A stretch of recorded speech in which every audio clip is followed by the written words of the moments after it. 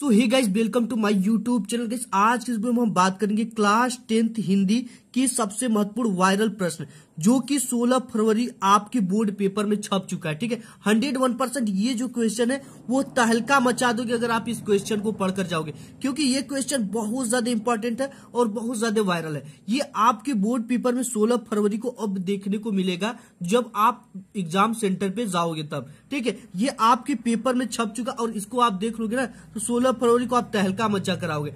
इस वीडियो में आप देखोगे 25 बहुविकल्पी प्रश्न। ठीक है, 25 तो बहुविकल्पी प्रश्न जो कि काफी इंपॉर्टेंट है और आपके बोर्ड एग्जाम में आएंगे। और एक गद्य देखोगे, एक पद्य देखोगे, एक संस्कृत के गद्य देखोगे और एक संस्कृत के पद्य देखोगे। ये गद्य पद इतना ज्यादा इंपॉर्टेंट है ना, 101% आपके बोर्ड एग्जाम में बिल्कुल छप चुका है 16 फरवरी के पेपर में। ठीक है, तो 16 फरवरी को 101% बोर्ड परीक्षा में ये सभी प्रश्न आपके आएंगे। ठीक है, तो देखो पहला जो हम क्या देखेंगे, बहुविकल्पी प्रश्न देखेंगे, इसके बाद गद्य, इसके बाद पद, इसके बाद संस्कृत का गद्य पद्य देखेंगे। ठीक है, तो एक एक चीजों को हम डिटेल्स में समझते चलेंगे। ये सब चीजें आपके बोर्ड एग्जाम में आ रही है। ठीक है, बोर्ड एग्जाम की जो पहला पेपर होता है आपको इसी तरह के क्वेश्चन आते हैं। निम्नलिखित कथनों से कोई एक कथन सही है उसे पहचान कर लिखिए। ठीक है, तो यहाँ पे दे रखा है कि गोदान मुंशी प्रेमचंद का प्रसिद्ध महाकाव्य है, ये गलत है। ठीक है, हजारी प्रसाद द्विवेदी एक ख्याति लब्ध कवि है, गलत है।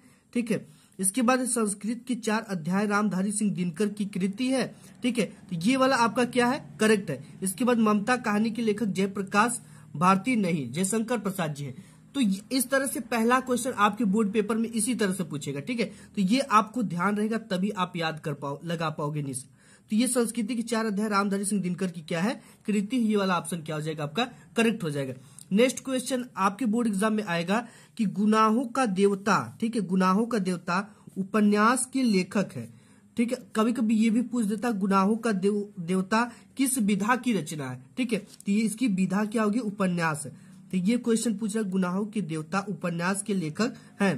दे रखा है कि धर्मवीर भारती है, कि जयप्रकाश जयशंकर प्रसाद है, कि अज्ञेय है, कि इलाचंद्र जोशी है। ठीक है, तो देखो गुनाहों की देवता जो लिखे आपकी वो धर्मवीर भारती जी का है। ठीक है, नेक्स्ट जो क्वेश्चन है, नेक्स्ट है कि अंजलि काव्य के रचयिता कौन है। ठीक है, अंजलि काव्य के रचयिता दे रखा वियोगी हरि, रामकुमार वर्मा, विष्णु प्रभाकर, राम नरेश त्रिपाठी। ठीक है, देखो अंजलि काव्य के जो रचयिता वो आपके राम कुमार वर्मा जी है। नेक्स्ट क्वेश्चन आपका है जन्मेजय का नागयज्ञ, ठीक है, किस विधा की रचना है। जन्मेजय का नागयज्ञ किस विधा की रचना है, नाटक है, कहानी है, कि आत्मकथा है, कि रिपोर्टाज है। ठीक है, जन्मेजय का नागयज्ञ जो है वो नाटक है और इसको किस लेखक ने लिखा है ये आपको कमेंट बॉक्स में कमेंट करके जरूर बताना। ठीक, कहीं से भी खोजकर बताना है।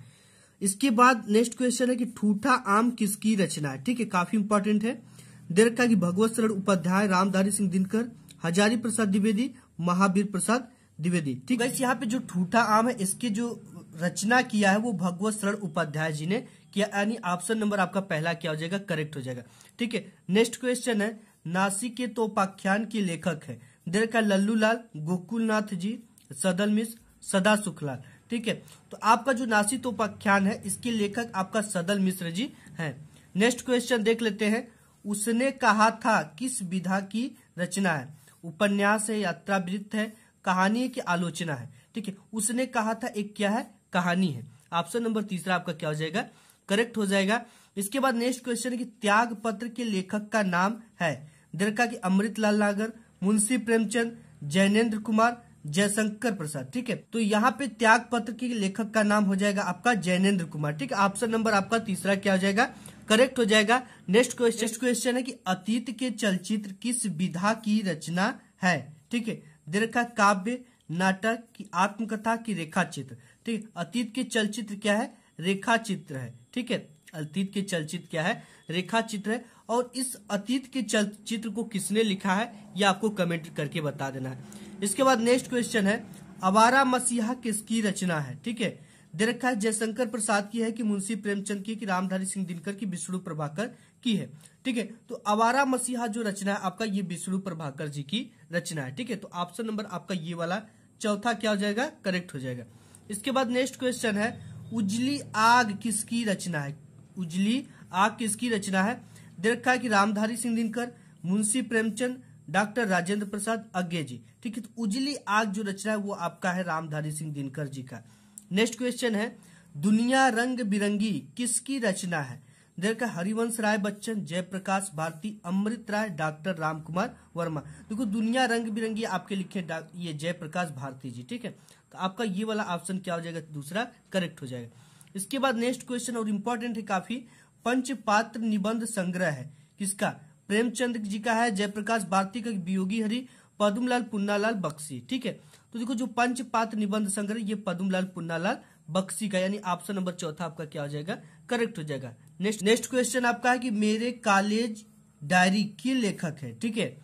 तो आप लोग अपने कॉलेज के समय डायरी बनाए हो कि नहीं बनाए हो? बनाना जरूरी, ठीक है। मेरे कॉलेज डायरी की जो लेखक है वो दे रखा है डॉक्टर भगवत स्वरूप उपाध्याय, अज्ञे जी, डॉक्टर धीरेन्द्र वर्मा या डॉक्टर रामकुमार वर्मा। तो ये जो है आपका डॉक्टर धीरेन्द्र कुमार वर्मा मेरे कॉलेज डायरी के लेखक हैं। नेक्स्ट क्वेश्चन है कामायनी महाकाव्य के रचयिता है, ये तो आप जानते होंगे इसका उत्तर, ठीक है। सुमित्रा नंदन पंत, निराला, जयशंकर प्रसाद, धर्मवीर भारती। तो ये है आपके जयशंकर प्रसाद जी महाकाव्य, ये कामयानी महाकाव्य के रचयिता। नेक्स्ट क्वेश्चन है कला और बूढ़ा चांद के रचनाकार हैं। देखा है जयशंकर प्रसाद, गिरजा कुमार माथुर, हरिवंश राय बच्चन, सुमित्रा नंदन पंत, ठीक है। तो कला और बूढ़ा चांद के रचयिता जो है सुमित्रा नंदन पंत जी हैं। नेक्स्ट क्वेश्चन है कि पृथ्वीराज रासो के लेखक है। देखा है जगनीक है, चंद्र बरदाई है, पद्माकर है, शिवमंगल सिंह सुमन है, ठीक है। तो इसकी जो रचनाकार है पृथ्वीराज रासो की वो है चंद्र बरदाई, काफी इंपॉर्टेंट ये रचना है। फिर नेक्स्ट क्वेश्चन है कि शोक विकल सब रोही रानी, रूपशील बल तेज बखानी में कौन सा रस है, ठीक है। तो आप यहाँ पे देख सकते हो शोक किया जा रहा है और यहाँ पे रोना धोना मचा हुआ है, ठीक है। तो इसमें जो अलंकार होगा वो कौन सा होगा? देखा भयानक रस, करुण रस, विभत्स रस, भयानक रस, ठीक है। तो ये आपका जब भी होगा करुण रस होगा, ठीक है, क्योंकि इसमें शोक है जो कि इस करुण का स्थायी भाव है और रोआ जा रहा है, इसमें दुख व्यक्त किया जा रहा है, अर्थात ये जो भी होगा तब आपका क्या होगा? करुण रस होगा। नेक्स्ट क्वेश्चन है माता पिता में कौन सा समास है, ठीक है। अब देखो माता पिता है और जब भी आपको, अब इसका रूल मैं आपको बताता हूं अभी, दे रखा है द्विगु समास है कि द्वंद्व समास है, कर्मधारय समास है कि बहुव्रीहि समास है, ठीक है। तो माता पिता जो है ये द्वंद्व समास है। कौन सा समास है? आप में दो ही समास है, द्वंद्व और द्विगु। तो ये कौन सा समास है? द्वंद्व। देखो द्वंद्व समास जब भी आता है तो इसके बीच में एक योजक चिन्ह लगा होता है, ठीक है। अगर ये चीजें नहीं लगेंगी तो ये पूछ देगा कि माता और पिता में कौन सा समास है। ऐसे भी आपके बोर्ड एग्जाम में पूछ सकता है, ठीक है। माता और पिता में कौन सा समास है? तो आपको क्या बताना है? द्वंद्व समास, जिसमें और शब्द का लोप होता है, ठीक है। लोप यानी लुप्त रहता है, इसको हटाने पर और लग जाता है, ठीक है। तो इसमें कौन सा आपका समास होगा? द्वंद्व समास। नेक्स्ट क्वेश्चन देख लेते हैं।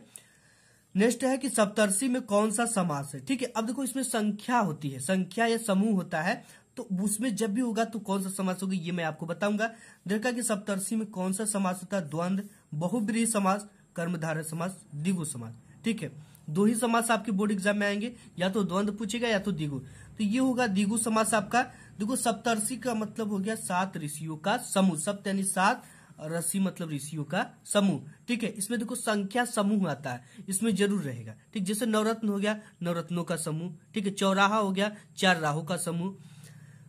अब देखो ये क्या है? देखा कि कपूर का तत्सम होगा, ठीक है। तत्सम होगा मतलब शुद्ध रूप होगा। देखा कोपार होगा, कोसकार होगा कि कर्पूर होगा कि कपूर होगा, ठीक है। तो कपूर का जो तत्सम होगा वो आपका कर्पूर होगा। नेक्स्ट क्वेश्चन देख लेते हैं। नेक्स्ट है आंख का पर्यायवाची है, ठीक है। दे रखा चक्षु, नयन, नेत्र, इनमें से सभी, ठीक है। तो ये सभी किसके पर्यायवाची है? नेत्र, नयन, चक्षु, आंख के पर्यायवाची, तो इसमें से सभी करेक्ट हो जाएगा। नेक्स्ट क्वेश्चन आपका दे रखा है 23 नंबर, इत्यादि में कौन सी संधि है, ठीक है। अब देखो आप में केवल आप यर संधि पढ़े हो, ठीक है। 10th में केवल यर संधि पढ़े हो।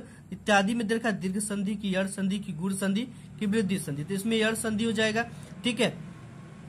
यर संधि इसका नियम मैंने डिटेल्स में बताया एक वीडियो में, आप उस वीडियो को जरूर देख लीजिए। नेक्स्ट क्वेश्चन आपका है 24 नंबर, मधु शब्द के चतुर्थी विभक्ति एक वचन रूप है, ठीक है। विभक्ति और वचन पहचानने की ट्रिक हमारे चैनल पे अवेलेबल है, आप वहां से जाकर देख लो, बिल्कुल इजी तरीके से आप पहचान लोगे, ठीक है। तो मधु शब्द के चतुर्थी विभक्ति एक वचन रूप है। मधुना है कि मधुने है कि मधुभ्याम है कि मधुना है, ठीक है। तो चतुर्थी में क्या आता है? मधुने ही आता है। तो आपका ये दूसरा वाला क्या हो जाएगा? मधुने करेक्ट हो जाएगा। फिर नेक्स्ट क्वेश्चन आपके बोर्ड एग्जाम में पूछेगा असम हस धातु की किस लकार का रूप है। ठीक है, दे रखा लंग लकार, लट लकार, लोट लकार, लिट लकार। ठीक है, तो ये लंग लकार का रूप है। नेक्स्ट देख लेते हैं। नेक्स्ट गाइस आपके बोर्ड एग्जाम में ये वाला गद्यांश जरूर आएगा। ठीक है, ये गद्यांश जो है वो very very very very important है। आप जितना वेरी लिख दो उतने ज्यादा ये इंपॉर्टेंट है। ये इसको कैसे सॉल्व करना है कि पूरा का पूरा नंबर मिले, और सॉल्व करने का जो सही तरीका वो क्या है। देखो इसमें दे रखा है कि एक प्राचीन विद्वान का वचन, विश्वास पात्र मित्र से बड़ी रक्षा रहती है, जिसे ऐसा मित्र मिल जाए उसे समझना चाहिए कि खजाना मिल गया। विश्वास पात्र मित्र जीवन की एक औषधि है। ठीक है, ये इस तरह से पूरा गद्यांश दे रखा है और ये आपके बोर्ड एग्जाम में देगा। ठीक है, देने के बाद इससे पूछ देगा उपयुक्त गद्यांश का संदर्भ लिखिए, और ये क्वेश्चन पूछेगा कि जो रेखा खींचा गया शब्दों के नीचे उसकी व्याख्या कीजिए, और एक हिस्से से रिलेटेड क्वेश्चन रहेगा। अब देखो किसकी हमें व्याख्या करना है। ये जो रेखा यहां से लेकर यहां तक खींचा गया, केवल और केवल इन्हीं की व्याख्या करना है। ठीक है, जो यहां से लेकर यहां तक खींचेगा। अब इसकी व्याख्या कैसे करनी, सबसे पहले हमें इसका संदर्भ लिखना पड़ेगा। संदर्भ से भी पहले हमको क्या लिखना पड़ेगा, हिंट्स लिखना पड़ेगा। हिंट्स क्या है, शुरू के 2 शब्द लेना है और अंत के 2 शब्द लेना है। ठीक है, परख होती है लेना, या होती है ले सकते हैं, परख होती है। तो सबसे पहले हम इसको हिंट्स डालेंगे, एग्जामिनर इसी चीज को देखता है। तो गाइस यहाँ पे सबसे पहले आपको ऊपर क्या लिख लेना है, प्रश्नोत्तर संख्या। ठीक है, बोर्ड एग्जाम की कॉपी में सबसे पहले आपको लिखना है प्रश्नोत्तर संख्या। ठीक है, ये पहले के अंतर्गत आएगा, तो ब्रैकेट में लिख देना पहला, और पहला इसमें क ख ग देगा, क करे तो क लिख देना, ख करे तो ख कर। इसके नीचे इस तरह से 2 पाई खींचना है। ठीक है, ये हो गया हमारा। अब इसके बाद हिंट्स क्या देना, देखो एक प्राचीन। ठीक है, तो यहाँ पे लिखना है गद्य, इस तरह से गद्य लिखने के बाद यहाँ पे हिंट्स लिखना एक, और लिखना है प्राचीन। फिर इसके बाद लगाना है dash dash dash dash, last में क्या है, परख होती है। तो यहाँ पे लिख देना परख होती है। ठीक है, ये होता है एग्जामिनर के लिए हिंट्स, क्योंकि यहाँ पे आपके बोर्ड एग्जाम में 2 ठो गद्यांश देता है। ठीक है, तो ये पता चलता है एग्जामिनर को कि आपने कौन सा किया है। लास्ट में देखिए यही परख होती है। ठीक है, इसको हमने लिख दिया। अब लिखने के बाद हमें क्या डालना है, हेडिंग। इसके बाद हमें संदर्भ हेडिंग डालना है। यहाँ पे हम डाल देंगे संदर्भ, और संदर्भ में क्या लिख देंगे, यहाँ पे संदर्भ इसका। तो संदर्भ कैसे लिखना आपको, सही तरीका क्या है, बोर्ड प्रस्तुत, इस तरह से आपको लिखना प्रस्तुत। ये गद्यांश तो गद्यांश लिखना है, गद्यांश हमारी पाठ्य पुस्तक। ठीक है, पाठ्य पुस्तक। इसके बाद देखो हिंदी से लिया गया है, तो हिंदी को ऑलवेज किस पेन से लिखना है, ब्लैक पेन से। ठीक है, इस तरह से हमने लिख दिया। इसे इन्वर्टेड कॉमा करना है, हिंदी के गद्य खंड में। ठीक है, ये किस खंड में संकलित है, गद्य खंड में, गद्य खंड में संकलित। अब ये किस शीर्षक लिए गए, मित्रता। ठीक है, तो लिख देंगे मित्रता, इस तरह से इन्वर्टेड कॉमा में, नामक पाठ से लिया गया है।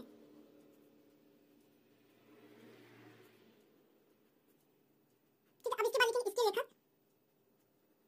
इसके लेखक कौन है, इसके लेखक आचार्य रामचंद्र शुक्ल। ठीक है, इस तरह से आपको इन्वर्टेड कॉमा लगाना है, और यहाँ पे लिखना आचार्य रामचंद्र,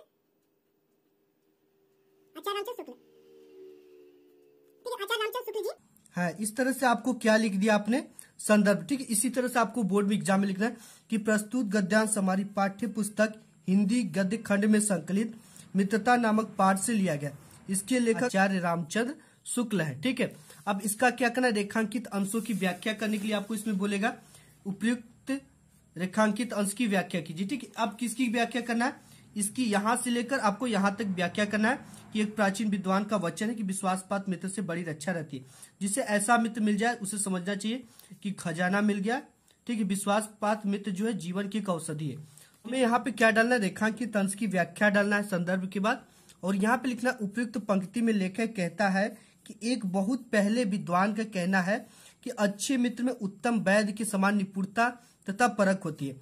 जैसे एग्जाम्पल दिया कि अच्छा वैद्य रोगी के शारीरिक दोषों को चतुरता से समझ लेता है और रोगों को परख कर उनकी उचित चिकित्सा करता है, उसी प्रकार एक सच्चा मित्र होता है, अपने मित्र की बुराइयों को समझकर वो उसे दूर कर देता है। ठीक है, तो इसी प्रकार से आपको इसकी क्या लिखना है, व्याख्या करना रेखांकित अंशों की। बिल्कुल इसमें यही कवि कहना चाहता है कि जो अच्छे मित्र होते हैं वो एक वैद्य के समान होते हैं। जिस प्रकार वैद्य एक रोगी को देखकर उसके सकुशल वैद्य रोगी को देखकर ही बता दे कि इसमें कौन सी रोग है, उसकी दवा दे दे वो सही हो जाए, उसी प्रकार एक सच्चा मित्र औषधि के समान होता है। नेक्स्ट देख, इसमें आपका एक क्वेश्चन है कि लेखक ने सच्ची मित्रता की तुलना किससे की है। देना है कि लेखक ने सच्ची मित्रता की तुलना उत्तम वैद्य से की है। किससे की है? लेखक ने सच्ची मित्रता की तुलना उत्तम वैद्य से की है। नेक्स्ट देख, नेक्स्ट आपका पद्यांश है और ये वेरी वेरी इंपॉर्टेंट पद्यांश है। ठीक है, आप इसमें जितना भी वेरी लिख लो ये कम है क्योंकि बहुत ज्यादा इंपॉर्टेंट है और आपके बोर्ड एग्जाम में आएगा। ये दे रखा कि यही कहीं पर बिखर गई वह भग्न विजय माला सी, उसके फूल यहाँ संचित है यह स्मृति शाला सी। ठीक है, पूछ रखा है कि प्रस्तुत पद्यांश का संदर्भ लिखिए और रेखांकित अंश की व्याख्या कीजिए। रानी की स्मृति शाला क्या है? उक्त पंक्ति में कौन सा रस है? ठीक है, इन सभी चीजों को लिखना है। तो सबसे पहले हम इसका क्या लिखेंगे? संदर्भ लिखेंगे। ठीक है, संदर्भ में कैसे लिखना है? सबसे पहले शुरू के 1 से 2 शब्द और लास्ट के 1 से 2 शब्द लेना है और यहाँ पे हिंट्स क्या देना है आपको? पद्य कर रहे हो तो यहाँ पे डाल देना है पद्य। ठीक है, हम गद्य किए गद्य डाले, पद्य करें तो पद्य डालेंगे। यही कहीं आपको डाल देना है यहाँ पे, यही कहीं। अब डैश डैश डैश आपको इस तरह से लगाना है। लास्ट क्या है? सालासी, तो यहाँ पे डाल देना सालासी। ठीक है, इस तरह से आपको करना। इसके बाद आपको इसका संदर्भ लिखना है। अब देखो इसमें संदर्भ आपको कैसे लिखना है। ठीक है, और लिखने का जो सही तरीका होता है वो क्या होगा? यहाँ पे संदर्भ डाल दिया और ये क्या है? हम पद्यांश को हल कर रहे हैं। ठीक है, तो लिखेंगे प्रस्तुत पद्यांश हमारी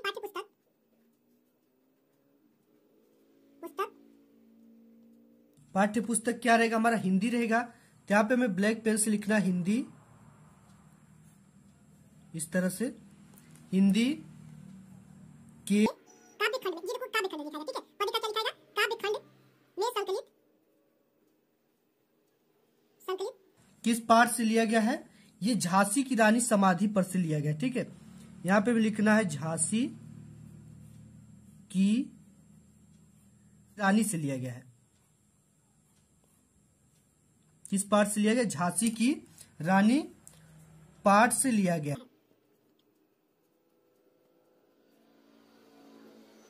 और इस पाठ की जो रचयिता है, लेकिन इस पाठ के रचयिता या कवित्री भी आप लिख सकते हो। ठीक है, इस पाठ के कवित्री या रचयिता दोनों लिख सकते हो। ठीक है, आप रचयिता जो है वो सुभद्रा कुमारी चौहान जी हैं।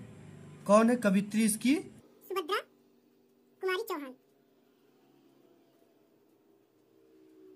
सुभद्रा कुमारी चौहान इसकी लेखिका है, कवित्री है। तो इस तरह से आपको लिखना है बोर्ड एग्जाम। प्रस्तुत पद्यांश हमारी पाठ्य पुस्तक हिंदी के काव्य खंड में संकलित झांसी की रानी पाठ से लिया गया और इस पाठ की कवित्री सुभद्रा कुमारी चौहान है। नेक्स्ट देख लेते। नेक्स्ट आपको इसकी व्याख्या करने के लिए कहता है जो ये लाइन खींची गई। ठीक है, तो इसका लाइन जो खींचा गया यही कहीं पर बिखर गई वो भग्न विजय माला सी।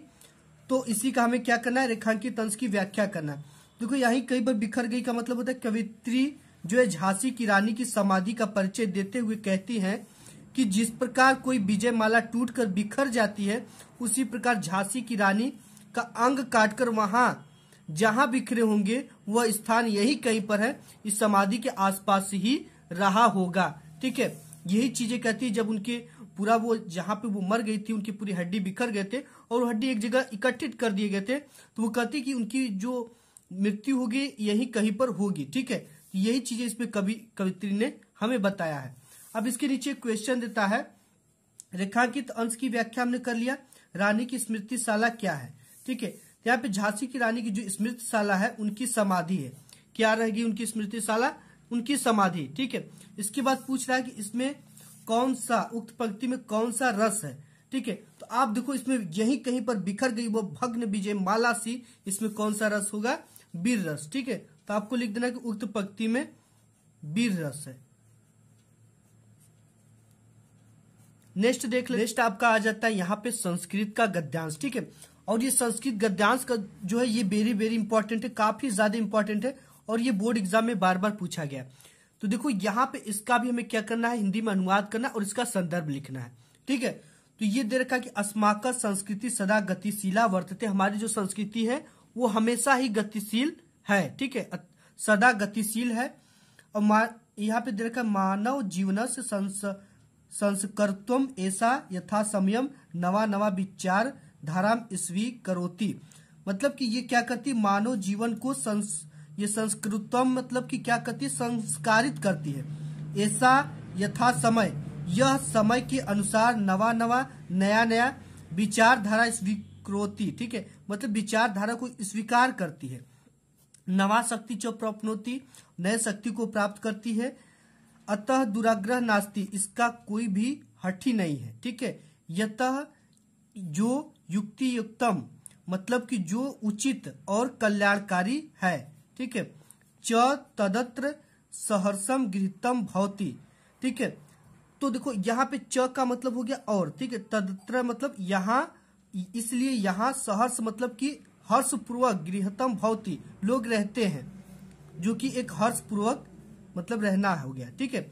एतस्या गतिशीलताया रहस्यम मानव जीवन से शाश्वत मूल्येषु निहितम, इसका मतलब हो गया, देखो यहाँ पे क्या, एतस्या गतिशीलताया है, इसकी गतिशीलता का रहस्य जो है मानव जीवन पर शाश्वत मूल्येषु, ठीक है, शाश्वत मूल्येषु का मतलब हो गया सदा सदा रहने वाले आदर्श, निहित तदा यानी कि तब, यथा यानी जैसे, सत्य प्रतिष्ठा, सर्वभूतेषु, ठीक है, सर्वभूतेषु मतलब हो गया सभी प्राणियों को, समभाव यानी समभाव, विचारेषु मतलब विचार, औदार्यता मतलब उदारता, आचार्य मतलब आचरण, दृढ़ता और चेती मतलब निहित होना चाहिए।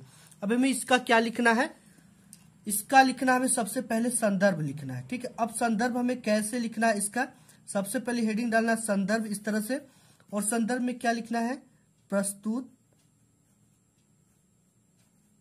संस्कृत गद्यावतरण, प्रस्तुत संस्कृत गद्यावतरण हमारी पाठ्य पुस्तक, ये पाठ्य पुस्तक हिंदी से लिया गया है, तो लिख देंगे पाठ्य पुस्तक हिंदी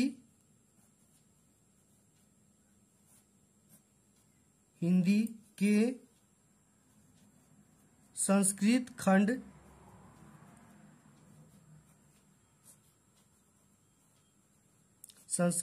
में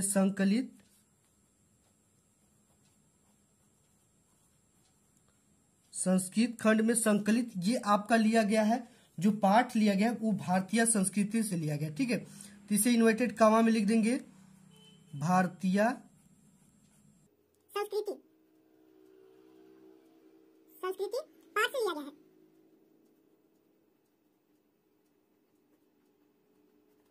इस तरह से आपको क्या लिखना है, इसके लिखना है ये संदर्भ, प्रस्तुत संस्कृत गद्यावतरण हमारी पाठ्य पुस्तक हिंदी के संस्कृत खंड में संकलित भारतीय संस्कृति पाठ से लिया गया है।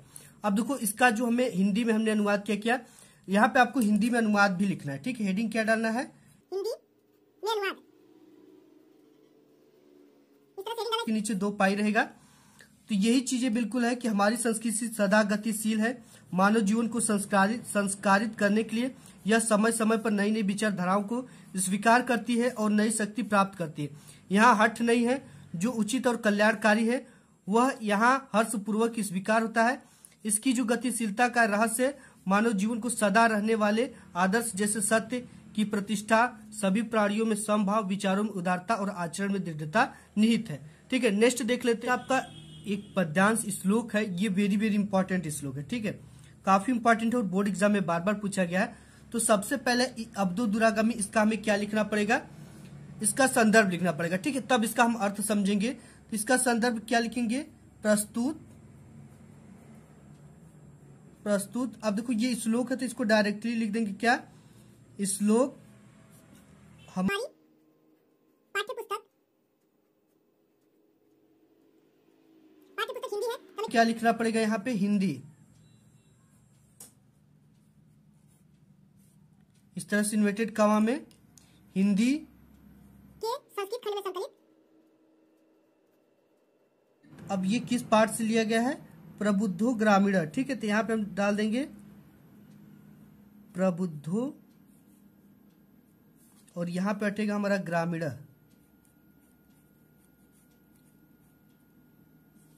ग्रामीण नामक पाठ से लिया गया है। ठीक है, इस तरह से हमने लिख दिया कि प्रस्तुत श्लोक हमारी पाठ्य पुस्तक हिंदी के संस्कृत खंड में संकलित प्रबुद्धो ग्रामीण नामक पाठ से लिया गया है। अब देखो इसका क्या मतलब, अपदो दुरागमी यानी बिना पैरों का है। च साक्षरो न च पंडित, ये साक्षर भी नहीं है ना ही कोई पंडित है। अमुख स्फुट वक्ता मतलब कि मुख से स्पष्ट बोलता है।